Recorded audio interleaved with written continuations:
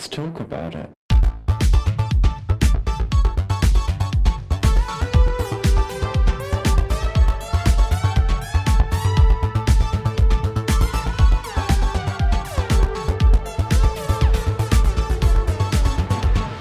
Hello and welcome back to Thicc Radio, the podcast where we talk about gaining, feedism, and everything in their orbit. I'm James.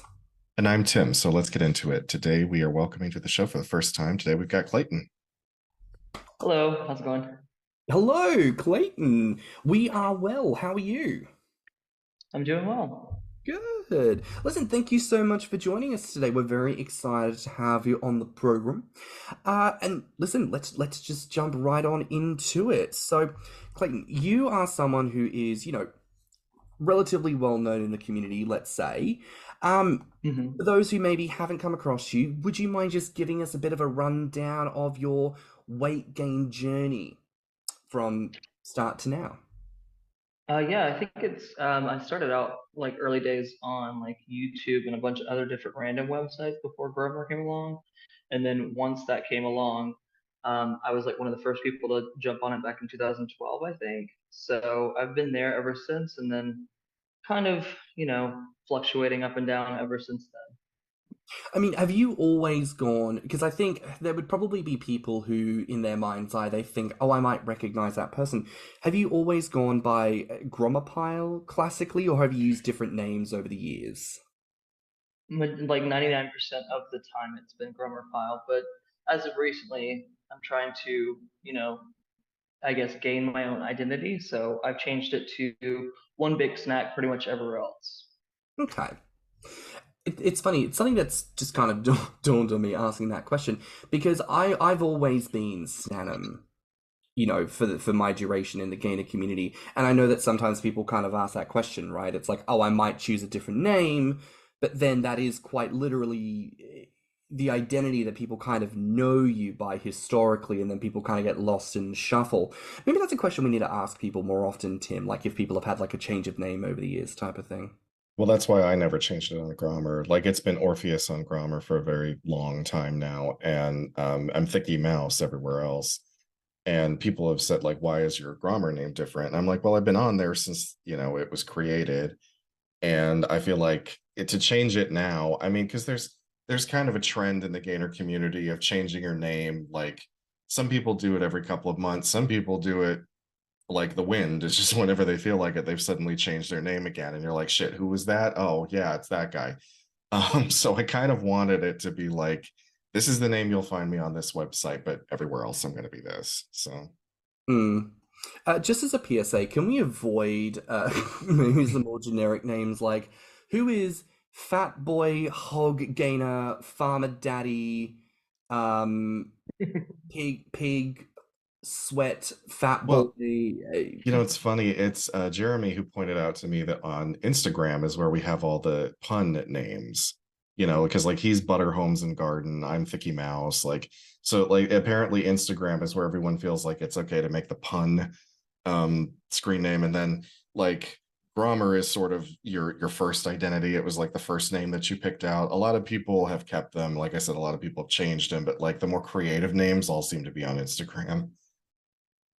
Mine is actually the opposite. I had the punny name to begin with, and then now it's more of like a generic name. So wait, what is grommrpile a pun of then? It's you can. I mean, I can do it, or you can. So it's a play on the word name grommrpile, which is like the silly, lovable guy that was on the Andy Griffith Show, but more specifically to me, it was the guy in Full Metal Jacket that was like very chubby, a little bit underestimated by most of the people because he seemed dumber than other people. And so I kind of just thought it was a very clever name. I don't really relate to the character too much other than the fact that he was fat. Well, there you go. No one ever knows what stannnum is. They think that my name is Stanley. Like, Capybara says this all the fucking time. He's like, Stanley! And I'm like, shut up. Like, I think I knew right away, didn't I? Didn't I ask you about it? I was like, why did you choose the name for Tin? Yeah, you and like maybe one other person was the only, because like because people thought it was like short for Stanley. It's not. My name is James, obviously, but like stannum is the Latin word for tin. And before I started gaining, I used to cosplay as Tintin because I was a slim little ginger with a little tuffet of hair. So, you know, like my reference is perhaps a little bit more niche. But there you go. But I like how in your journey, you know, you mentioned that for the most part, you've been up and down quite frequently in your journey. And I think a lot of people who, again, people who might be aware of you have probably observed that over time. I'm curious to ask, has that sense of yo-yoing been intentional throughout that journey? Yes, it's 100% intentional. I feel like, and this is something that still like weighs on my mind every day, is like, and I've been like reflecting on this recently, and like, I think that my personality or like my identity is split into two people. So I want to be a very fit person, but I also want to be a very fat person. And I think majority of the time, what you'll see right now, what you're looking at, is just a mixture of both for the most part. And I think I'm trying to like, I don't know, best navigate the way that I want to go forward in life because I'm still not like entirely confident being, you know, completely fat in front of everybody. And then also, I don't know, I feel like because when you dedicate yourself to the fitness community and people see you getting fat, it's less so of like embarrassment and more so of like, you inspired like I had people on Facebook that like followed my weight loss journey and you inspire so many people and it kind of feels like you let them down when you're like heavy. So I need to undo all of that in my brain.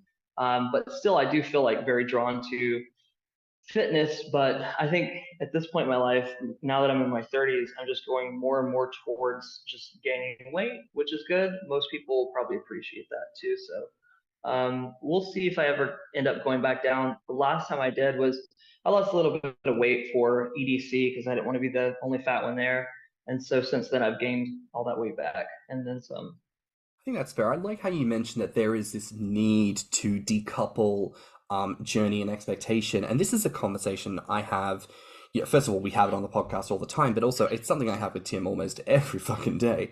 You have moments where you're like, oh, I'm gaining for me and I'm feeling so good about my progress. And then you see someone who just, because they're on their journey, they happen to be looking particularly thick, juicy, plump, and you just get right back into that headspace of like, oh gosh, I'm not growing as fast as that person, and you know, oh gosh, you know, maybe people expect me to be growing faster, and I wonder if there is anything I can do to grow faster. And there is, I'm never going to be that shape. I'm never going to be that sexy. I'm never going to be that, like, you know, I'm never going to be anyone's fantasy. Like, it becomes all of that stuff. And with weight loss, we do see that in the wider world already. Anyways, this expectation, lose weight because people will like you. But then what is the repeated meme? I lost all the weight because my doctor said I'd be healthy and people said I'd be desirable. And even if those things did happen, I felt real confliction within myself because I didn't lose the weight for me. I felt like I had to do that. And it is the same thing with weight gain. You know, we are all on our journeys. Like, why are we gaining? We're gaining for ourselves, first of all, because that's what we want to do, right? But then we get caught up with the expectation of others.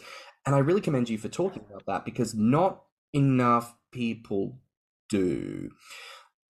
And so real quickly here, I want to jump in with what are some tips and tricks you might recommend to people who are trying to decouple that? Like, what are some tools in the toolkit that you use to try and like help yourself step away from those expectations? Well, I mean, a big part of it that helps me out 90% of the time when I'm not involved myself with like people that I know, like people, strangers in the street, my body dysmorphia helps me with that. So I still feel like a thin person. So I just walk around life like I am. And I probably dress that way too. So it's like more of on the, I'm putting on a show for the gainer side, but it's more of just like, I still think myself as like a smaller person. So that's easier, but for with people like friends that I have and family, I'm still trying to work on that. Honestly, it's not going to be something that I can, you know, just flip of a switch, stop worrying about. Like, I don't, even my family who is overweight, I'm like, I don't want them to know I'm fat because I don't want them to know I'm anything like them. So it's very bizarre. But you know, you just have to remind yourself what you're doing it for, who you're doing it for, and then if it's something you really want to be doing. I mean, Tim, I know that you've mentioned on the podcast before you've had moments of really wanting to gain maybe a little bit more muscle, even if that's not the pure focus. But you've had your back and forths and your up and downs and all of that. How does Clayton's journey resonate with you at this stage? I mean, I got to admit, when I see your progress, I get very envious, very, very envious, because I'm like, God damn it, I have been at this shit for a long time at this point, and I'm not getting where I want to be. And this son of a bitch, he's just growing as fast as And I have that reaction with quite a few people when I see their progress, and I know that's my own hang up, and it's not a healthy way of thinking, but I can't seem to help it either. But I also know it's my own damn fault because I have no dedication when it comes to working out at all. I was lifting for a while, but like I was paying for an expensive gym membership. I was paying for a personal trainer. I wasn't really utilizing either one of them. I was going maybe twice a week, if that. And I was constantly making appointments and canceling. So I know it's my own lack of focus and dedication that is the problem. And I'm just kind of feeling like every other millennial in the United States right now, overwhelmed, tired, just like adulting is fucking hard and things get in the way. So I know that I have to work on clearing the table for myself so that I can focus on these things. And then I feel like the envy is always going to be there. I kind of feel like that's just something that humans are always going to do, especially with gay men. Oh my God, we're all horrible like that. I feel like it will lessen when I manage to get my shit together and just fucking go for it. I will say for me, like the envy, like is from a place of admiration, and it pushes me to go harder, I guess. So I enjoy the envy. I don't see like I guess there's a bad side to it and a good side to it. I guess it depends on how much pressure you put on yourself to, be exactly like the person or just be motivated by the person. Because I see tons of gainers, like John the Gainer, one in particular, humongous gains. And just people like that are like getting really big. And I'm like, well, all these guys are doing it. I should do it because, they're going through it and I want to go through it. So it pushes me to eat more. I think it's interesting hearing you say that. Like, it comes down to a lot of reframing, and this is something that I believe the Captain Barra has mentioned on the podcast before, especially as we've, done a roundtable about muscle gaining and really talked about that kind of focus. It is a different mindset to an extent because, yeah, it's the meat more than the fat, but there is still a sense of commitment and question about how you phrase your own mindset and how you push yourself for your own motivations. And I think that's really interesting when we then phrase it as this kind of yo-yoing effect that you go through, because sometimes I think we expect that within gaining, like, oh, people yo-yo, and they do naturally, because that's how bodies do what they do. No such journey is linear in one direction or another. But as you say, yours is intentional. Like, when you have those intentional moments, right, like you've decided, I'm now going to pivot upwards or I'm going to pivot downwards, do you find that you intentionally, like, either draw closer to or pull away from the community? I think both are true. I definitely, like, right now on my regular social media, I'm pulling back and not posting as much. Definitely not posting my photo of myself because I guess insecurities. I'm not really a huge insecure person, but I think that there are certain things of how my image is portrayed that I am insecure about, and that's so when I'm gaining, I pull back from regular socials. When I am not gaining and on Grommr, I just get a lot less attention. Like it's weird to attribute like your attention off of likes, but that's the real only measure you can on Grommr. So I would go from like 80 likes to now it's like 600 and 700.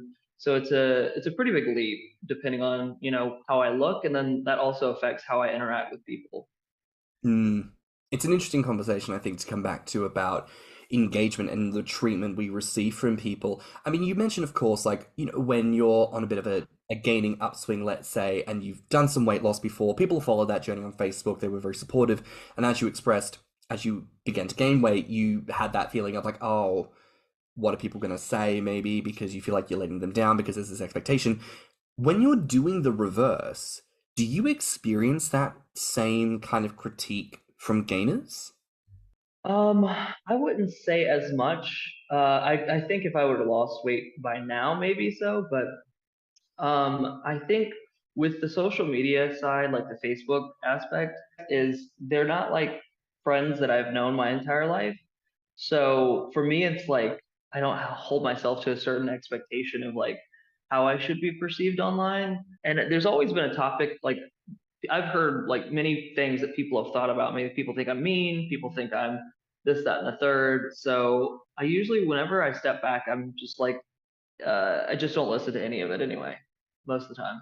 It's interesting you mentioned that because, in our episode talking about popularity with Kametsa, it's quite. I just think it's very interesting to kind of step back and look at the concept of how we as a wider community interact with people who, as a collective, we uplift and typically put on a pedestal, and the expectations that come with that. And as he mentioned in his episode, it's not just the ways in which, it can benefit you because people are looking and it feels good, but also the ways in which you can feel entrapped and the ways in which you can feel obliged or feel like you can't say or do certain things because of an expectation that a whole cohort of people who you didn't ask for that, but people put it on you, and now you're kind of in that position. So I think that's very interesting. And again, for listeners, something that's always worth considering when it comes to everyone, no matter who we're talking to, no matter what we're talking about, what we as a collective can put on other people and being conscious of that unmitigated effect, right? Also, when you mentioned that brought to light like the different side, yeah, I understand now what you mean. Because there is an expectation, and like I do feel like I can't say like, oh yeah, I want to work out at least 5 days a week because there's some kind of pressure put on me now to not ever work out again.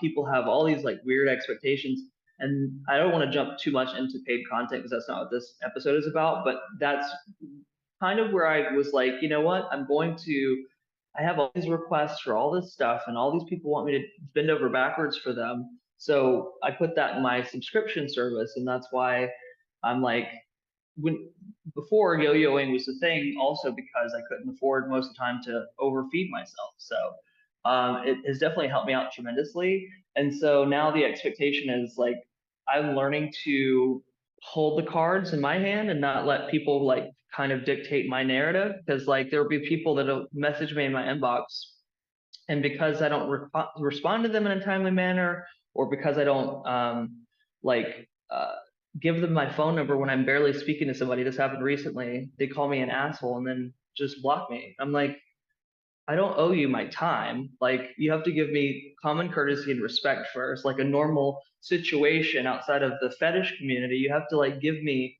respect before I just like say, no, stop being rude. I'm not going to talk to you if you are being rude. And then I'm an asshole for saying that and standing up for myself. So I do agree. Like, I wish there was another way that we could, limit how much people have control over my own identity online.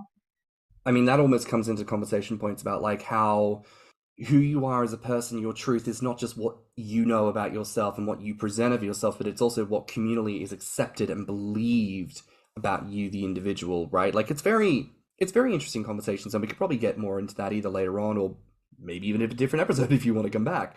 But Yeah. ultimately, I think these conversations are very important because I don't know, like I've never heard people talking about this before, and I feel like the more we create space for people of all followerships to talk about those experiences, we're going to see more understanding coming about. Tim, to kind of bring you back into this a little bit here, again, kind of talking about that yo-yoing effect with your journey and the wanting to clear space on the table is something you said before, and I don't know why that's just standing out to me. Like when you say you want to clear space at the table to make room for the journey stuff that you want to be on, like what does that mean to you? What are you looking to clear in order to give what you believe to be a great enough precedence to gaining in order to facilitate the growth that you want? Trying to reduce stressors in my life. Like it's no secret I hate my job.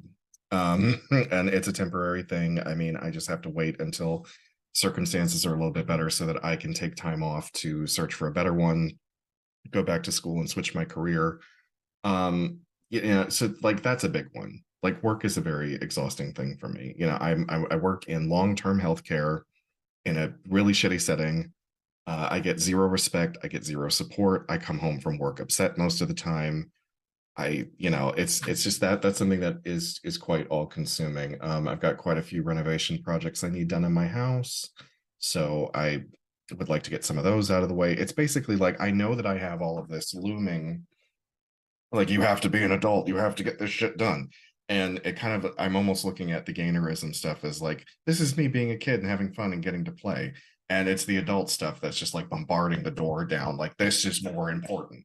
So like once some of those things are taken care of, I feel like I'll be I'll be in a better place mentally to pursue the things that give me pleasure.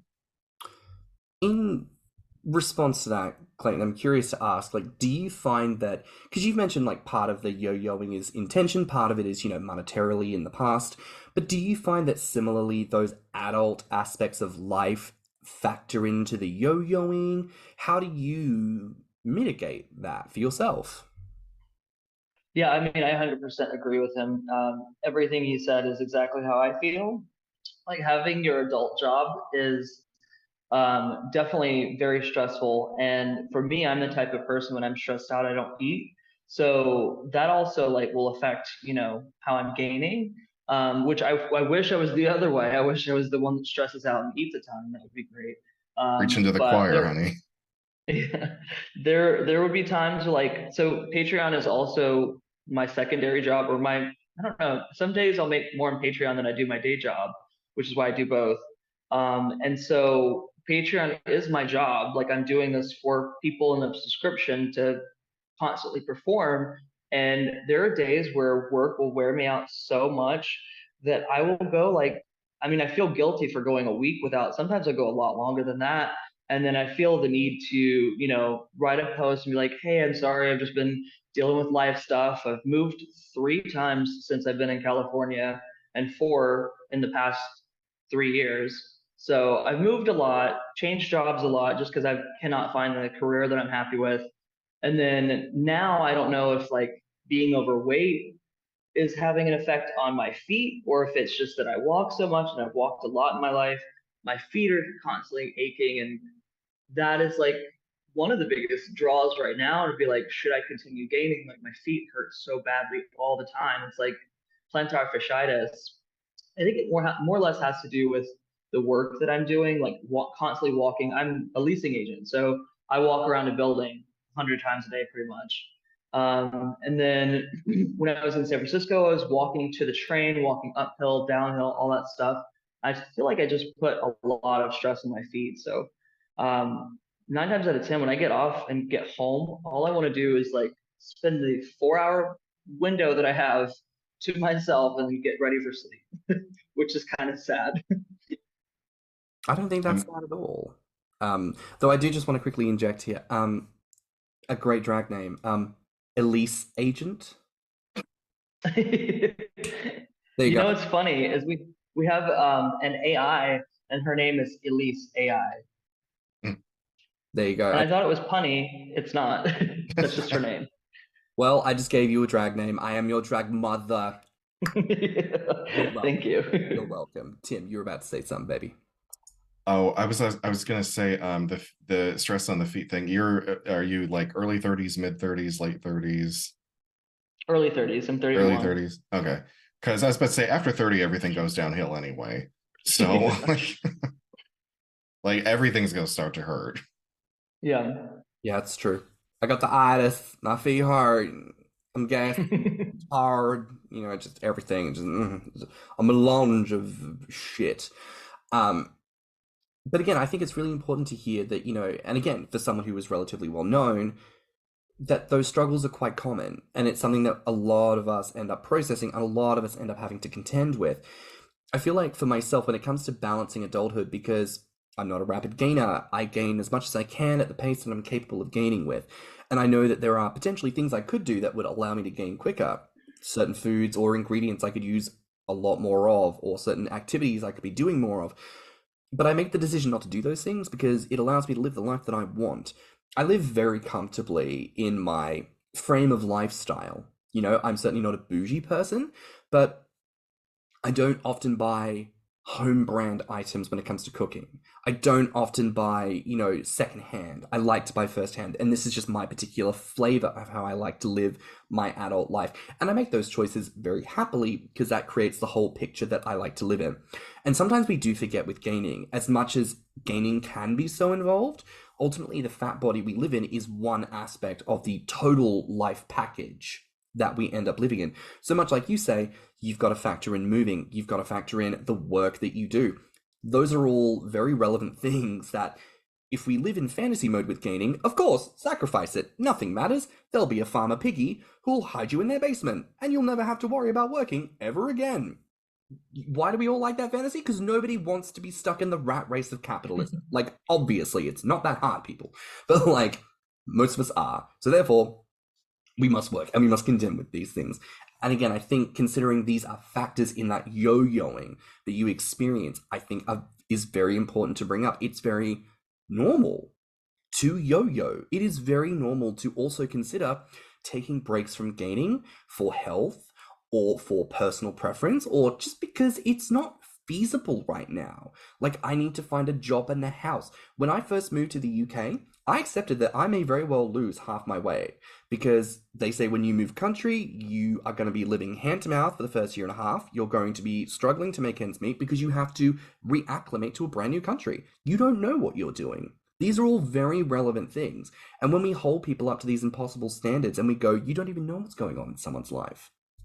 As a curiosity, one of the commonly accepted tropes about yo-yoing is that every time you regain, it comes on like softer and flabbier, right? Like the first time you gain, it tends to be quite ball-gutted, apple-shaped, a lot more three-dimensional and firm. But with every regain, it kind of like becomes a bit more aprony, a little bit more flabby, jiggly, that type of thing. Has that manifested for you, or not really? Yeah, it has. I'm 100% like, I feel like, and also another thing, part of yo-yoing is like every time you go up and come back down, I feel like when I'm fit again, my 160 from the past looks different from my 160 from the one that I would currently have been in. And so you always will retain some size when you go back down, and then when you go back up, you just create more. And I'm definitely like, I don't know, I mean, you can see I'm a lot more flabby than I used to be. So I cut down pretty quickly, and I wasn't even thin for that long. I felt like I was thin for like a year or two, but it was only a couple months that I was small for. It's interesting as well, considering you mentioned, did you call it plantar fasciitis? Yes. Plantar fasciitis, yeah. Plantar fasciitis, okay. So it's interesting you mentioned plantar fasciitis, because when you look at some of the studies around the kind of weight loss, regain kind of thing that happens, a lot of the kind of results do tend to show that you can increase your overall body fat percentage over time. It typically is at the expense of muscle mass and strength. There's also other factors that they say could also be tied in with this, things like fatty liver, high blood pressure, diabetes. Do you feel like you've encountered any of those extra bits and pieces at this stage, or not so much? No, not so much. I have been to the doctor recently, and I only have like a little bit higher than average cholesterol. Liver is a little bit higher than average. My A1C is normal, which is very good because diabetes runs in my family. So I'm super worried about that. And that was like a big part of the reason why, as of recently, like my gains have been natural. Like I haven't done any of the gainer shakes, I haven't done any of the boosts or any of that extra stuff because I started getting like this fluttering, and I think it's anxiety. I still don't know to this day what it was. So it would just be fluttering in my chest, and it would just like feel heavy on my chest. So I just stopped all the extra stuff, and I just started like eating normal. And I think it just came naturally after that, which was very good. And luckily, I don't have to worry about diabetes, hopefully for a long time. Well, look, that's wonderful to hear. And to talk briefly here on health, I mean, obviously we've spoken with Dr. Gaynor before. Tim, you a nurse, baby. You know these things. And Clayton, sharing that you've been with your doctor recently, just from the pair of you, I want to ask, like, how much do you feel like that conversation in terms of medicine, medicalness, just being, just having somewhat regular contact, let's say, with the construct of health, when it comes to the fact that we're doing things to our body, like, does that give you more confidence? Or do you feel like there is that generalized anxiety regardless whenever you go and interact with your healthcare professional? I mean, I'm not usually anxious about talking to a doctor. Then again, my doctor's an asshole. So I need to find another one, but it's such a bitch to find a different doctor. Um, but no, I don't really have any trepidation of, even though I know what can happen. I also know my family history. And so like diabetes runs on one side, it doesn't run on the other. And I tend to take after the side of the family that doesn't have diabetes. So like that's something that I'm kind of, to be completely honest, the one like fear that I have wrapped up in the entire concept of yo-yoing is I'm afraid that if I lose the weight, I won't gain it back. You know, I feel like I will have done all of this work for nothing, and then I'll just be stuck in this thin body that refuses to comply. And I know, again, it's my own hang up. This is in my own head, but like this is the anxiety that I have wrapped up around yo-yoing.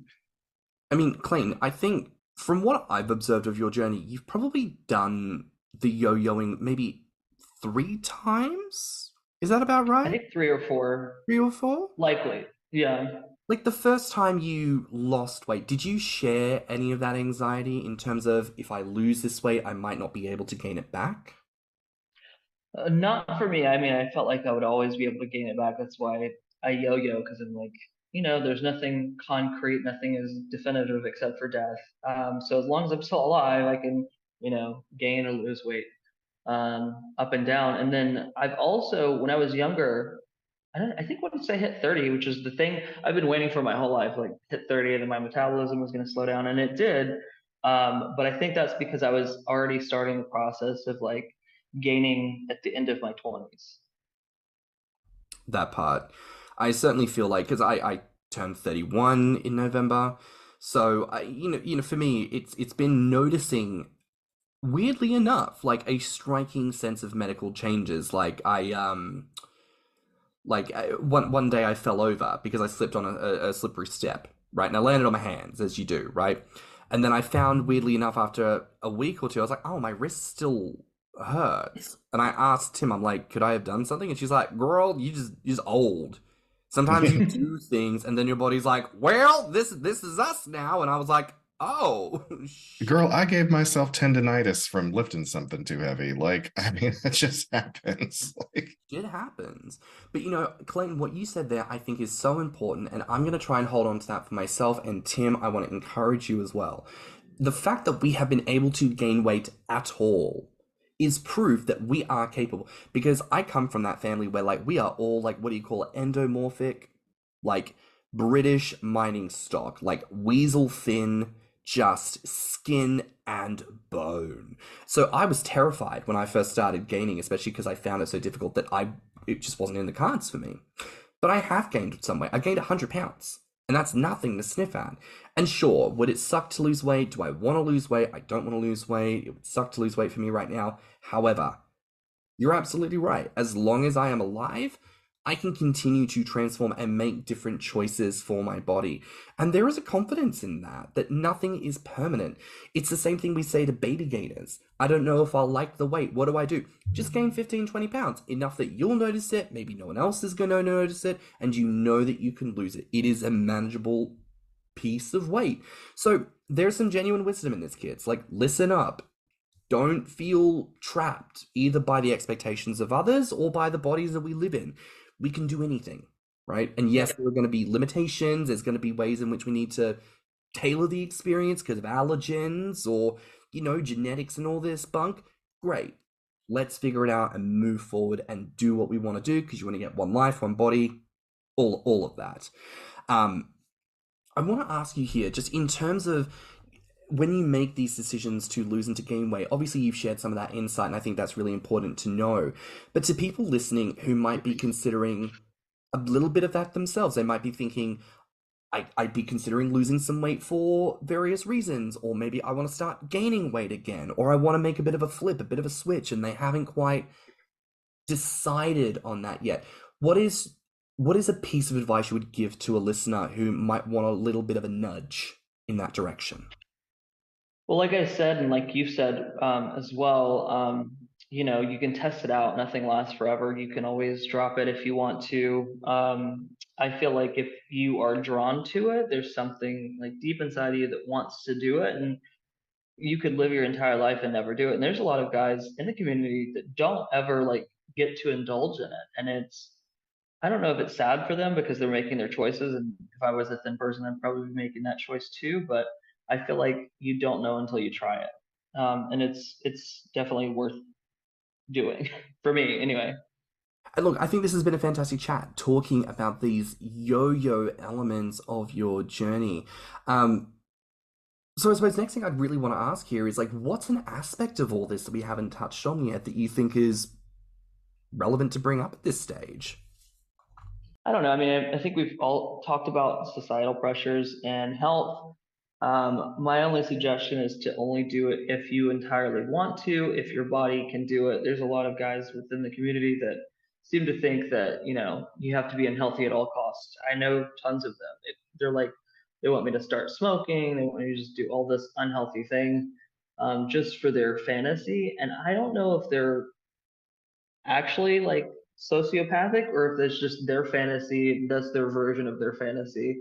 Because the whole community that we were in, there's different layers to it. There's like layers of people that want to do muscle gaining, and then people that just want to do fat gaining, and then people that want to do death feederism. So it's a lot for a bunch of different niche parts of the community to fit together. You just have to understand not to have pressure for somebody else's secondary fetish, and then also to do what's best for your body and your health, because at the end of the day, if you die, that's it. There's no coming back from it. I guess in the age of so many communities existing in an online space, it's so easy to reduce someone to just an image on a screen and transform them into a fantasy because you don't know anything about them.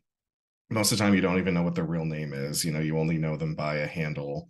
And people just project. That's what they do. They project what they want onto someone else, either because they can't achieve it themselves or they're not finding it somewhere else. And we still make up such a tiny portion of the population. I mean, the statistic on Grommr, I think it says like 74,000 members going strong. That is a drop in the ocean when you compare it to world population. Like, we are a small ass community. And while there are so many things in like mainstream media that kind of hint at the things that we like, and occasionally someone dips their toe into it, there's not like a gigantic plethora that we can choose from. You think about the adult entertainment industry. Gay porn is huge and amorphous, and there's just millions and millions of videos out there, millions of adult film actors and various body sizes, but like true gainer, quote unquote, porn is not produced, except by members of the community. So I think with such a small amount to work with, I think that's maybe part of the reason why so many people project such big ideas onto other people. It's because we just don't get enough of it. It's like we're all scrounging around in the dirt for the little crumbs that we get. What's that line from Monty Python's Hunt? Oh, there's some lovely filth down here. Oh, Harris King, I didn't vote for you. All that bullshit. Yeah. As someone in the community who is relatively well known, what is an aspect of your gainer experience that you wish people asked you about more? I would say I've opened up a lot, having the Patreon and having to like explain like why I'm not like working in this, that, and the third, and people, and also in some of my lives that I've had on Instagram as well. Like, I just get on there. I'm like, I'm not just gonna do belly shaking for like an hour and a half. I want to just get on there, and that's kind of what I had mentioned in one of my previous Instagram posts that got you guys interested in talking to me. It was like, I feel like we just need to share a little bit more about ourselves to maybe that'll humanize us to those people that are treating us like pieces of meat, basically. And I feel like it is weird because like when I'm also on Grommr, I'm usually in the mood and I'm ready to go and I want all the dirty talk. But and then I kind of will scroll past everybody's like complaints about life. But I feel like we need to do a little bit more of that, just being a little bit more open and sharing our side of humanity that is outside of this thing. 'Cause fetishization is dehumanizing a person to an object, which is in our case our bodies. So I just want to kind of like maybe humanize that. Maybe people stop sending me aggressive messages expecting me to flip over backwards for them because for some reason I'm their servant. Um, but that I feel like would maybe benefit the community a little bit more because everyone in the community, especially like we say the community, but it's just Grommr mostly. And I feel like it's just a lot of nasty attitudes a lot of the time too. So I feel like if we shared more positive things, the community overall would be much better off and happier, hopefully. Yeah, I think that's totally fair. Yeah. It again, it's interesting. Like we make a real point on the podcast that when we interview people, it's not about the follower count. We're not trying to specifically gear towards people of a certain level of notoriety, which was when we first started, the main question we were being asked, like, "Oh, are you going to interview so and so?" And it was very like, that's not what this is, right? Like this is and that had been done already. The Gaining Life had already done that. Yeah, basically. I remember that.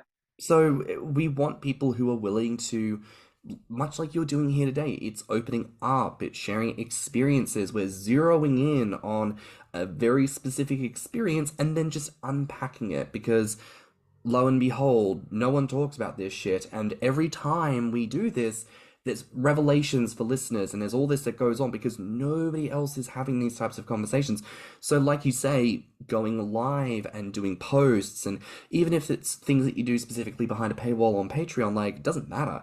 Anything that we do to humanize the people who participate in gaining and feedism is crucial and critical because the only reason the world at large feels that they have a position and an authority to call us a bunch of freaks, to insinuate that feeders are like insipid, cancerous freaks who are trying to murder fat people. Like, the only reason the world feels like they can say that is because we're not here talking about it to say otherwise.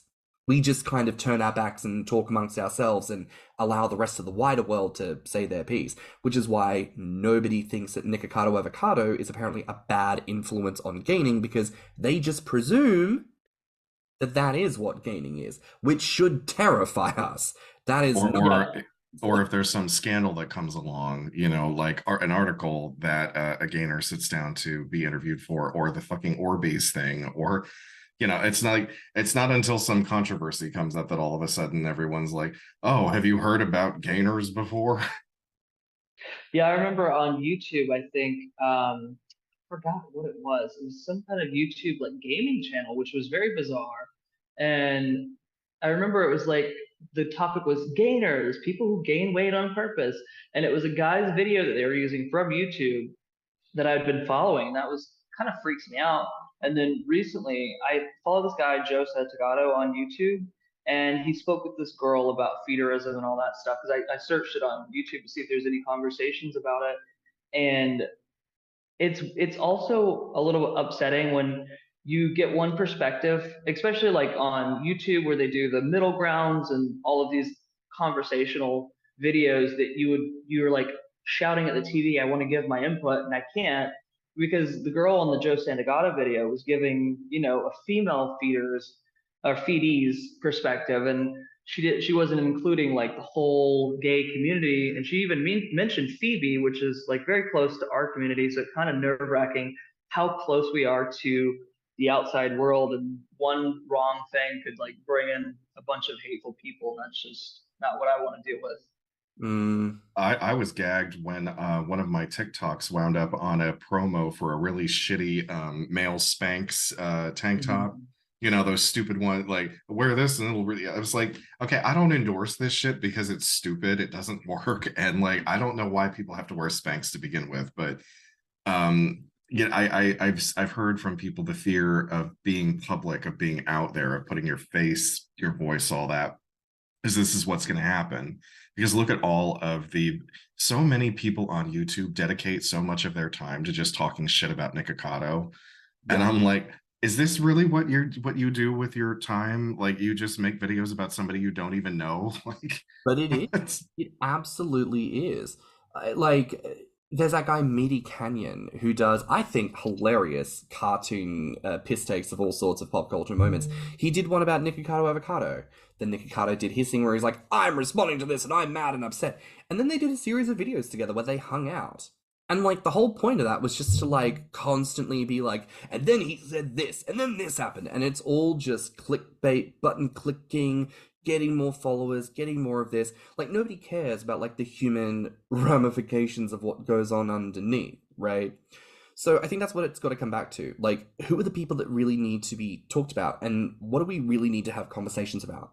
I don't need to hear necessarily from gainers that you ate a stick of butter and, like, you found that really arousing. Like, I could pay jack off to it and, like, that's fine. I'd rather hear about, like, Clayton, this well-known guy who yo-yos.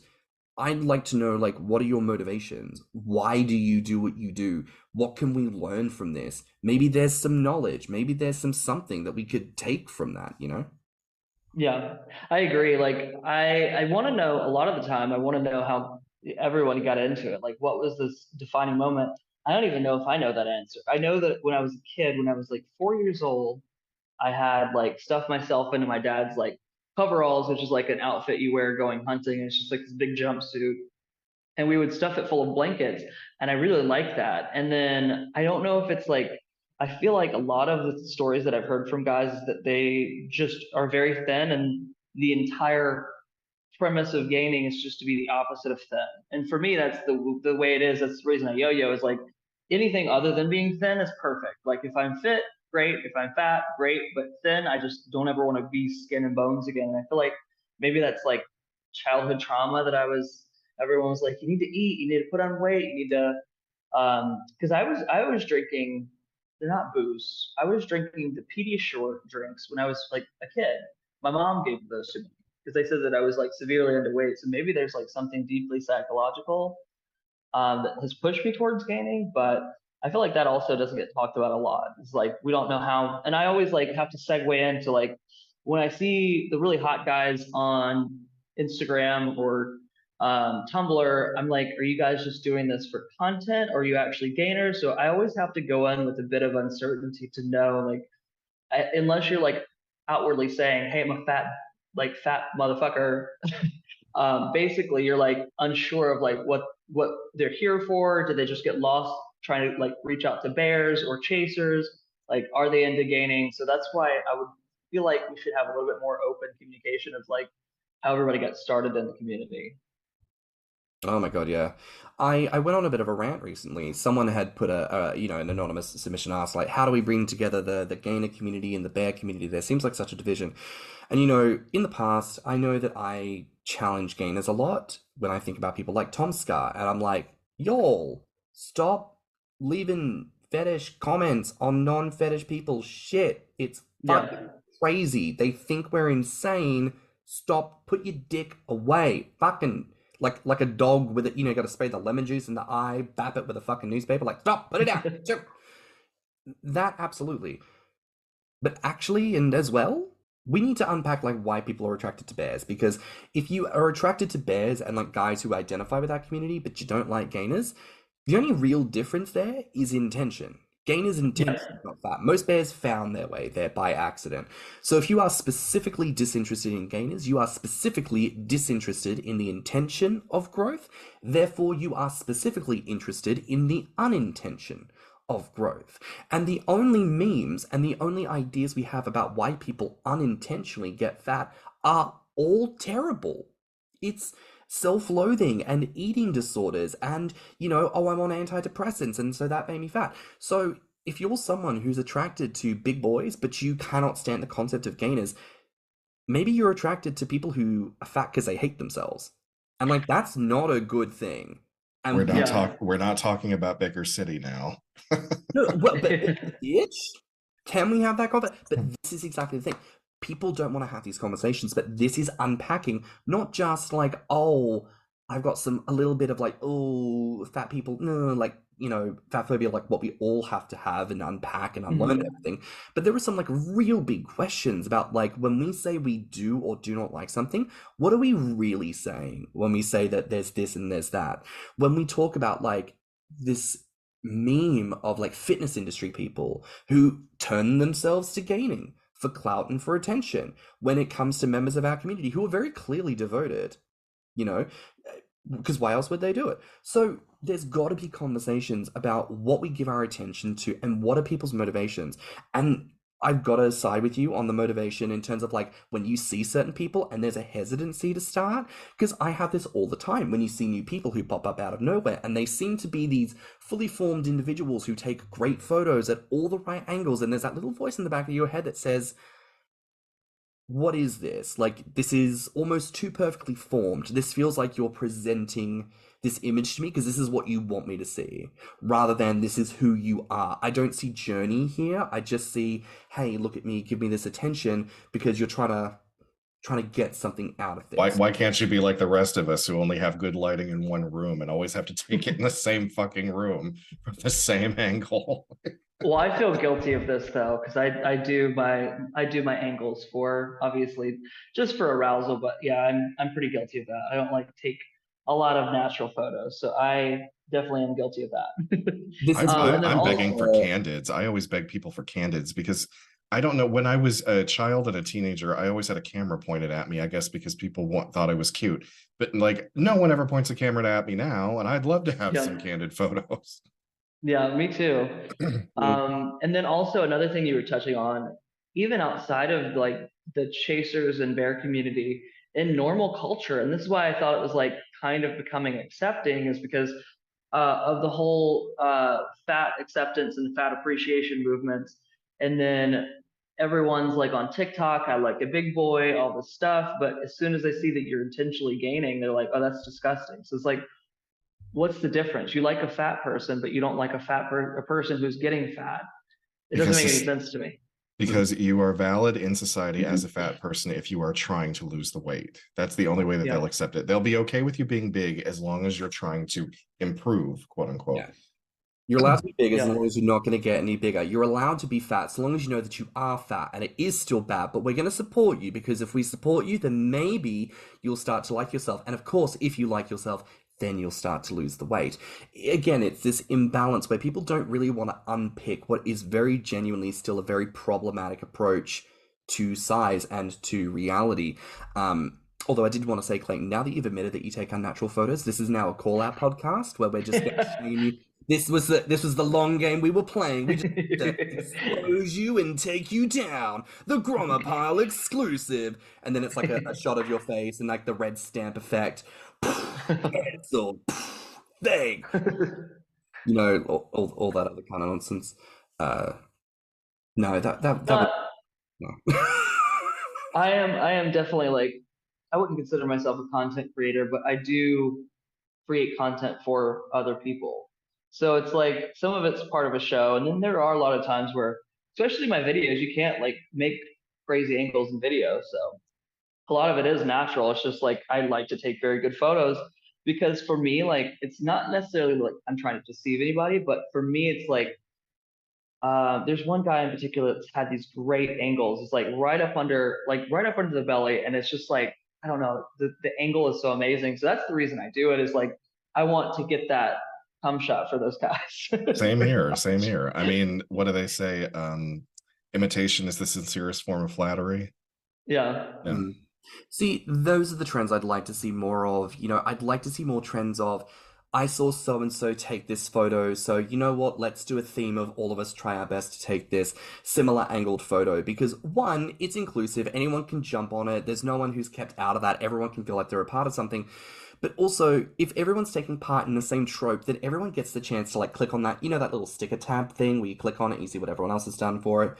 You get to see that, like, oh, all these people with all these wildly different bodies, people who I've admired or people who I didn't even know existed. Oh, we're all kind of given the same gloss, the same kind of shine with these certain things. And then it also helps people to not feel like these types of things are tricks or fakes, but actually helps people to feel like, oh, we all get to indulge in the fantasy and not feel like there's any kind of fakery with it. And ironically, I feel like this kind of brings us back to the whole yo-yoing thing, because there's that element of, where are you going? What are you striking towards? And I think what's ultimately admirable about your journey is that none of it is facetious. All of it is you in your earnest, you in your honesty and authenticity, trying to find what is the correct thing for you. Gaining is not a destination, it is a journey. It's a journey that we're all on. And with what you're doing, you're constantly on that journey, finding your feet, finding what is right for you, and acknowledging that not only is it like it's not linear in purely one direction, but that particular intention and goal shifts over time. You are allowed to change your mind. You're allowed to pivot. You're allowed to do whatever the fuck you want. It's your body, for God's sake. There's something that just now occurred to me, and I don't know what this says about me. It's like, okay, so when I was a thin and I was a fresh-faced gay, I would look at really, really hot, popular members of my community, and I would think, God, if I could trade places with them, I would be the biggest fucking whore. I would just kick up my heels. I would fuck like there was no tomorrow. And I was always comparing myself to other people and saying, God, if I looked like that, if I had that body, yada, yada. I'm doing the same damn thing now. I'm doing the same damn thing. Clay, if I had your body, I would be the biggest hoe on the planet, bigger than I already am. And I would just food orgy, sex orgy, a whole thing. And it's just so stupid that I build up this idea in my head that if I wasn't me, I'd be better, instead of just accepting that I am what I am and that I'm fine that way. It's like that's probably my biggest insecurity doesn't seem like the right word for it, but like my biggest hang up in life is constantly comparing myself to other people and thinking, what would I do if I were them? Yeah, I feel like you also, so now I have 2 points, because the first one was, I forgot the intention of, like, the thing that I've always told myself, the reason I love to yo-yo is because of, I like the transformation. There's so many times where I'll get big and I'll see photos of like guys, or a gift set of guys who will go from the smallest weight in the same exact angle and they get bigger and bigger and bigger. And I'm like, oh, I want to do that. So I want to go back and then start from the beginning and then go to the end. And then second point was, what you were saying is like, always feeling envious of, other people. That was one of the biggest factors for me back in 2018, 2019, when I was living with this very beautiful gay couple. They were like the hot, popular boys in Atlanta. And I was living with them. I was gaining weight and I wasn't like getting involved with them. But as soon as I got involved with their lifestyle, it was like I became a different person to try and fit in with them. I was like, that was my sluttiest year, I would say, for sure. And I became a person that I didn't even recognize. And I was actually participating in usage of things I don't want to mention on here so you don't get demonetized for anything. But I was doing a lot of that. And I like, once I stepped out in 2020 and was like slowly starting to recover from that lifestyle, I have since seen that friend's marriage fall apart because of the lifestyle that they were living, because of the thing that you got wrapped up in, and you just kind of lose yourself. So I would say at the very end of the day, just be exactly who you are. Don't try to be anybody else. And that's my piece of unoriginal information. But this is honestly been such a refreshing conversation, such a wonderful conversation, such an invigorating conversation. And I think that's the perfect summation. I know you say, like, it's unoriginal advice. Be yourself, follow your dreams, do all this. Like, we still need to hear that. And in our community, we need to constantly be reminded of the emotional realities of the choices we make in our lives, because, like we say, there's no narrative of people having that conversation otherwise. So we may as well have it here. And someone may have heard that advice 50 million times before, but today they've listened to your story, they've listened to your experience, and they heard you say, you need to make these decisions for yourself. You need to think about your life and what is best for you. And for the first time, it'll click for them and they'll go, oh my God, now it makes sense. Now I see how it applies to me in my life. So that kind of advice is never irrelevant. And especially in our community, when we need more people to be conscious of the effects gaming has on their lives, not because gaming is inherently bad, but because we can lose ourselves. We can lose ourselves in things when we don't understand truly why we're throwing ourselves into it, which is another reason why yo-yoing can be beneficial. It allows us an opportunity to pivot, to refocus. Oftentimes, like you were saying, you didn't see what was happening in that relationship until you were outside of that circumstance. So sometimes we can't see what effect things are having on our lives until we're on the weight loss journey. So it may be pertinent for people to be considerate of. So I think that's so valid, so real, and honestly, the perfect way to end this episode. So Clayton, thank you so very much for your time. Of course, it was a pleasure. I really enjoyed myself. Fantastic. Now, where can our listeners find you online? You can find me on Grommr as grommrpile, on Instagram as One Big Snack, and I think all other platforms is just Big Snack. So you'll be able to find me some way just by typing in One Big Snack, I think. Perfect. Well, that's it for another week here on Thicc Radio. Please remember to like and subscribe, rate us 5 stars, and leave us a good review. Now, if you liked this episode, the podcast, or just us in general, please share it with your friends and encourage them to tune in. You can find me on Instagram and BlueSky at stannnum. And you can find me on Instagram, Twitter, YouTube, and TikTok at thiccmouse. You can also look us up on Instagram, YouTube, and TikTok at Thicc Radio, or at our website at podpage.com/Thicc Radio. If you want to submit a voice note or become a financial supporter of the show, you can find the links in the show notes, and you can also write to us at thiccradio@gmail.com. So until next time, bye, Fats. Bye, Fats. Bye, Fats. Let's talk about it.